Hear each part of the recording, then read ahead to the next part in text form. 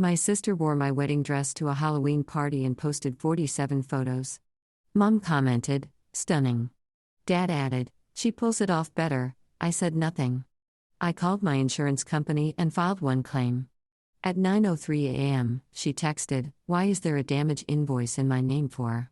My sister wore my wedding dress to a Halloween party. Not a replica. Not something inspired by it. My dress. The one I had kept sealed in a garment bag in the back of my hall closet, wrapped in tissue paper that still smelled faintly of the boutique where I'd cried the day I found it. And she didn't just wear it. She posed in it. 47 photos. Different angles, different filters, different dramatic captions. In one, she stood on a stranger's porch with fake blood on her cheek and one hand on her hip, smiling like she was on a bridal magazine cover. In another, she held a plastic pumpkin bucket and looked over her shoulder while her friends commented things like literal queen and best costume of the night. My mother commented, "Stunning." My father wrote, "She pulls it off better." I didn't cry. I didn't rage text. I didn't call and scream. I said nothing. At 8:41 the next morning, I called my insurance company. At 8:56, I filed one claim for damaged and contaminated formal wear, plus unauthorized use and handling of a stored insured item. At 9:03, my sister texted, "Why is there a damage invoice in my name for $4,860? I stared at the message while my coffee cooled in my hands. Sunlight fell across my kitchen counter, warm and ordinary, as if this were just another Thursday and not the first morning of the war my family had spent years begging for. I set my mug down, sat at the table, and let myself breathe before typing back, "Because you wore my wedding dress to a Halloween party." The typing bubble appeared immediately. "Are you insane?" Then Mom said you wouldn't care. That one made me go still. Not angry, not shocked, just still, in the way you get when something ugly finally takes a shape you can touch. Because that was my family in one sentence. Not just the cruelty, the certainty of it. The confidence that I existed to absorb whatever they wanted to do. My name is Bendy. I'm 32. I'm engaged to a patient man named Bill who, until he met my family, believed people exaggerated when they said they came from a lot. I own a small condo, work as a project manager for an architectural firm, and learned a long time ago how to be the reliable one. My sister Melinda is 29 and has spent most of her life treating boundaries like personal insults. She was beautiful in the obvious way people reward early. Big eyes, bright smile, effortless charm when she wanted something. Growing up, she broke things, borrowed things, lost things, and somehow always ended each disaster with someone else apologizing to her. Usually me. When we were kids, she took my sweaters, stretched them out, returned them smelling like perfume and cigarettes. And if I complained, Mom would sigh and say, "She just admires you." When she borrowed my first car in college and scraped the passenger side on a pole, Dad laughed and said, "That's what insurance is for." When she accidentally announced my promotion at a family dinner by saying, "Well, it's not like Vendi has a real life, so at least she has work," everyone chuckled while I sat there smiling so I wouldn't ruin dessert. That was our rhythm. Melinda did what she wanted. My parents polished it into something harmless, and I was expected to be gracious. Bill noticed it before I admitted it. The first time he came to dinner at my parents' house, Melinda spent 20 minutes flirting with him right in front of me. Not subtly, either. Hand on his arm, leaning too close, laughing too loudly, asking whether he preferred women who are more spontaneous. I remember freezing, waiting for my parents to say something. Mom smiled into her wine glass. Dad asked Bill if he watched football. On the drive home, Bill kept one hand on the wheel and the other over mine. "Has she always done that?" he asked carefully. "Yes," I said. "And has everyone always acted like it's normal?" I looked out the window at red brake lights smeared across the dark. "Also, yes." He was quiet for a moment. "Bendy, that isn't teasing. That's hostility with good lighting," I laughed. Then, because he had a way of putting things so plainly that it cut through years of fog. But I still wasn't ready to do anything about it. Then I got engaged. Bill proposed in early spring in the little botanical conservatory where we'd had our third date. It was private, simple, perfect. I cried. An older couple nearby clapped when they realized what was happening. When we told my parents, Mom screamed so loudly I had to pull the phone away from my ear. When we told Melinda, She stared at the ring and said, "Wow, I didn't think he was actually going to do it." Then she smiled and hugged me too tightly. From that moment on, the wedding became a stage she couldn't stand not standing on. She inserted herself into everything. Venue opinions, flower opinions, cake opinions. Despite not paying for a crumb, she criticized the guest list, the colors, my shoes, my hair trial. When I found the dress, she asked to see photos, then said, "It's gorgeous. Bury you." "Thank you," I said, already hearing the insult inside the compliment. She tilted her head. "I just mean it's classic, safe, kind of serious." Bill, beside me on the couch, muttered, "I'm like a clown car on fire," which I assume would be your vibe. I laughed so hard I nearly dropped my phone, but the tension got worse. Melinda wanted to come to the final fitting. I said no. She wanted to post my dress photos before I did. I said absolutely not. She wanted to borrow the veil for a styled photo shoot with a friend who did makeup online. No, I said again. She pouted. "You are so controlling around weddings." I remember looking at her across my mother's kitchen, sunlight catching the gold hoop in her ear, and thinking, "You say weddings like there are many of mine." Mom immediately stepped in. "She's stressed, Bendy. Don't be so sharp." Sharp. That was always the word they used when I didn't melt on command. A month before Halloween, Bill and I postponed the wedding. Not cancelled. Postponed. There had been a water leak building, followed by repairs, budget reshuffling, and then Bill's mother needed surgery. Nothing catastrophic, just life arriving all at once.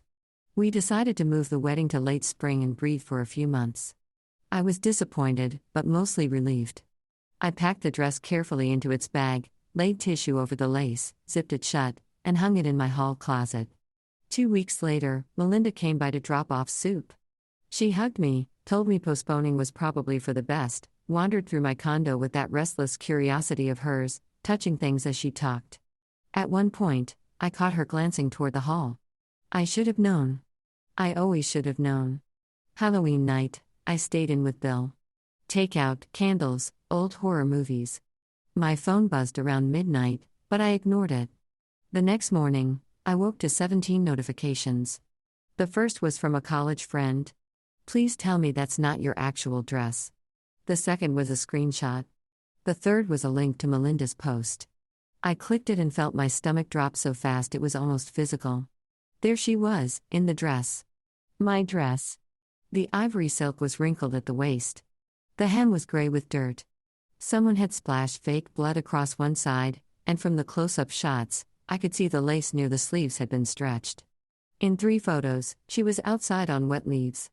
In another, she was holding a red cocktail that had splashed against the bodice.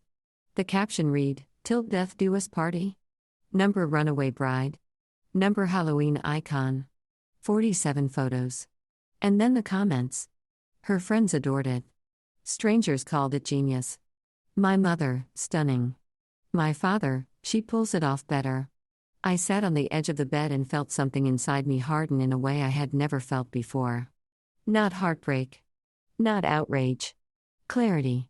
Bill took one look at my face and said, "What happened?" I handed him the phone. He scrolled in silence, his jaw tightening. When he reached my father's comment, he looked up.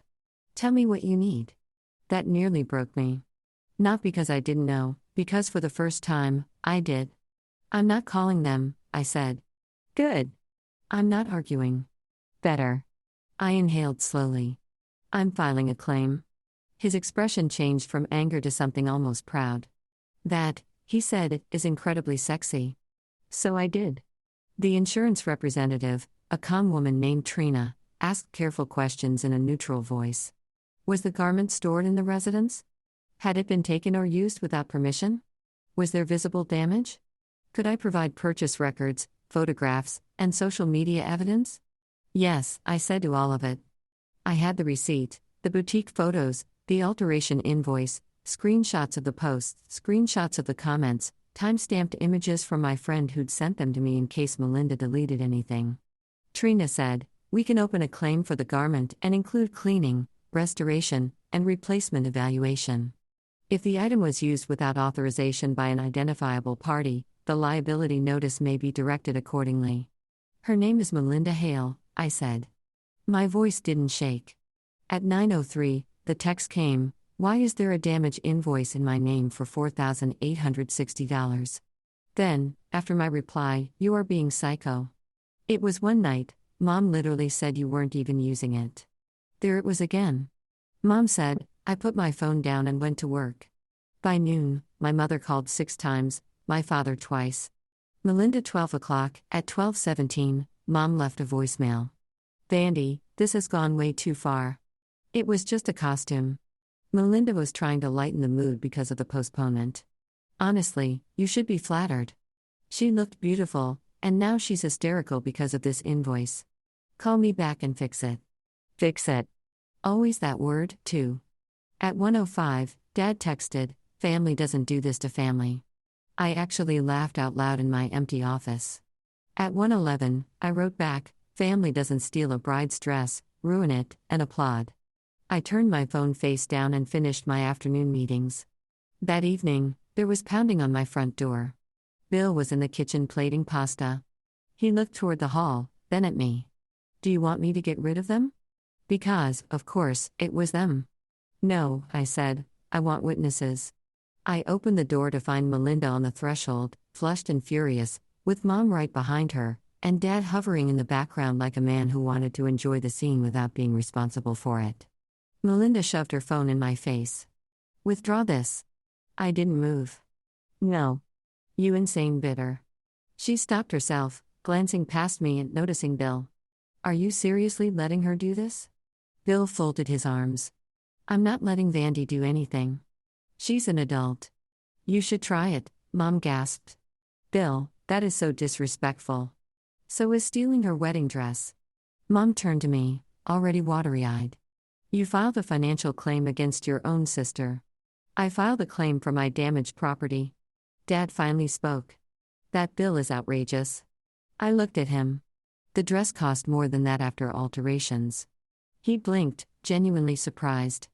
Because, of course, none of them had ever asked. Things simply appeared beautiful around me, and they assumed beauty was free if it belonged to me. Melinda threw up her hands. "Oh my God, it's not damaged. It needs cleaning. It is dirt ground into the hem, stretched lace, makeup transfer, alcohol staining, and synthetic dye contamination," I said. I had it assessed. That part was true. At lunch, I'd sent the boutique photos and party screenshots to the alteration specialist, who had responded with professional horror and a rough estimate. Melinda stared. "You had it assessed already?" "Yes." Mom looked stricken. "You moved that fast?" I met her gaze. "You all moved faster. You ruined it in one night and congratulated each other before breakfast." The silence that followed was thin and crackling. Then Melinda laughed, high and ugly. "You are doing all this because Dad said I wore it better." No. That was the mistake she always made. She thought the insult was the deepest cut, because that was how she lived. Surface first, ego first, applause first. "You think this is about that?" I asked quietly. She rolled her eyes. "Please, you've always been jealous." "Of what?" "Of me," she said with absolute conviction. Bill muttered, "That should be studied."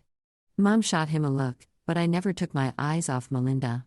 "This is about the fact that you walked into my home, took something irreplaceable, damaged it, put it online for strangers, and felt entitled to praise for it.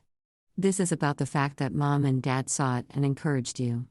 This is about all three of you deciding, yet again, that I am not a person with rights. I am just the one expected to absorb impact." Dad scoffed. "That's dramatic." I looked at him. "You told the internet she wore my wedding dress better." He shrugged like even now it wasn't a big deal. "It was a joke." "No," I said, "it was a confession."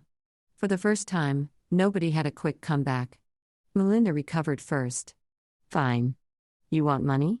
I'll pay for the cleaning and we can stop pretending you're some victim.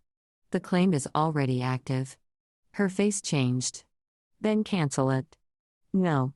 Mom stepped forward. "Vandy, enough. She said she'll pay to clean it. I'm not canceling it." "Why?" Mom snapped, finally dropping the wounded act. "Why are you being so cruel?" And there it was, the question underneath every family conflict I'd ever had. "Why won't you lie down in the shape we prefer?" I smiled, and I think that unsettled her more than anger would have. Because I'm done helping all of you do this to me. Dad frowned. What does that mean? It means I'm documenting everything. The claim, the texts, the posts, the comments. If Melinda pays what the insurer seeks, good. If not, I'll pursue the rest privately. And going forward, none of you are welcome in my home. Mom looked stunned.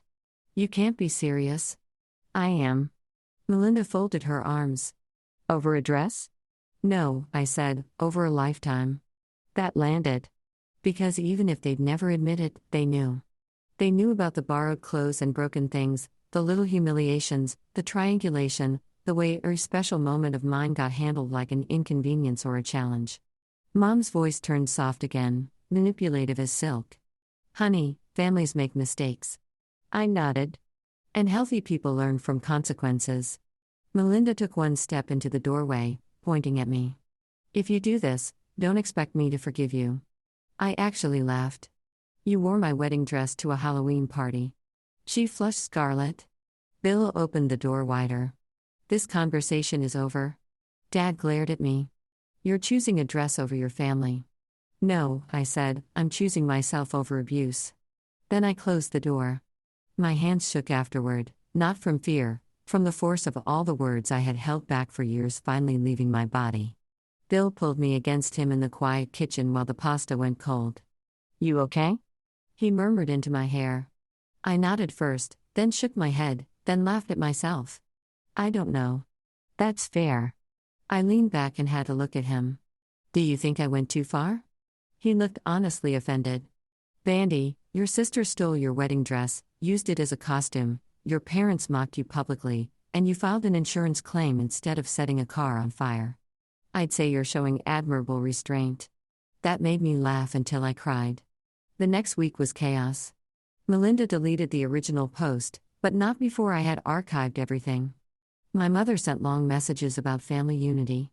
My father sent shorter ones about embarrassment, reputation, and private matters. And Aunt I barely spoke to call to say, I'm sure you both have valid feelings, which was such a ridiculous sentence I nearly hung up on her. But there were cracks in the old system now. A cousin texted privately, I saw the photos. That was insane. Proud of you. My grandmother, who never missed anything, called and said, your mother always did confuse tolerance with permission. I sat up straighter. Grandma. She let that girl become a vandal in lipstick, she said. Stand firm. I loved her so much in that moment, I could have cried all over again. 2 weeks later, the insurer completed its preliminary review. The restoration cost was high, and full reimbursement demand was sent. Melinda lost her mind. She sent 12 messages in a row, escalating from rage to panic. I can't afford this. You're ruining my life over fabric. Mom says if you loved us, you'd stop. Dad says you're being vindictive. Then the one that told me everything I needed to know. Please, I already put the party on my credit card, and I thought this dress thing was free. Free. That word sat in my mind like a stone. My dress, my home, my peace, my silence, my forgiveness, free. I didn't answer. I forwarded the message to my claim file.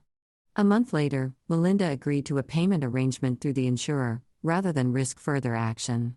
She had to sell a designer handbag collection she'd spent years curating online. Mom called that humiliating. I called it asset liquidation. Dad stopped speaking to me altogether after I refused to meet in the middle. There was no middle, not between violation and consequence. Around Christmas, my parents hosted dinner and didn't invite me. This time it didn't sting the way it once would have. Bill and I ate roast chicken in our own dining room, with candles lit and jazz playing low from the speaker. We exchanged small gifts, called his mother, and watched the snow turn the city silver beyond our windows. At one point, he reached across the table and said, "You seem lighter." I thought about that. The truth was, I did. Losing the fantasy of my family hurt, but carrying it had hurt more. In January, I took the dress to a specialist recommended by the boutique. Parts of it could be saved. Parts couldn't. The hem would need reconstruction. Some lace would have to be replaced entirely. The stains had faded, but not vanished. The consultant was kind and direct. It won't be the same dress, she said gently. I stood with my hand on the garment bag and surprised myself by smiling. That's okay, I said. I'm not the same bride. In the spring, Bill and I got married in a smaller ceremony than we'd originally planned. Fewer guests, less spectacle, more peace. I wore the restored dress with new lace at the sleeves and a shorter hem that moved differently when I walked. It was altered by damage, yes, but also by choice, by repair, by intention. When I looked in the mirror before the ceremony, I didn't think of Melinda. I thought of survival. After the wedding, my phone buzzed with an unknown number. For one stupid second, I thought it might be Mom. It wasn't. It was one of Melinda's old friends, a woman named Tessa I had met only twice. You don't know me well, but I wanted to say this. What your sister did was awful. A lot of us thought so. She told everyone you were overreacting. But honestly, you handled it better than anyone expected. Congratulations on your wedding. I read it twice, then set the phone down. Bill came up behind me, resting his chin on my shoulder. Good news? I nodded. Just confirmation? Of? I looked out at the reception lights glowing warm against the evening windows, heard laughter from the next room, felt his hand wrap around mine. That I wasn't wrong. And that, in the end, was the whole lesson. Not that revenge is sweet, though sometimes accountability is satisfying, not that family always comes around, because sometimes they don't, not even that boundaries fix everything, because they don't. It's that the moment you stop volunteering to be mishandled, the people who benefited from your silence will call you cruel. Let them. They were always going to say something. My sister wore my wedding dress to a Halloween party. My mother praised her. My father said she wore it better. I said nothing. Then I made one phone call, and for the first time in my life, the damage invoice went to the right person.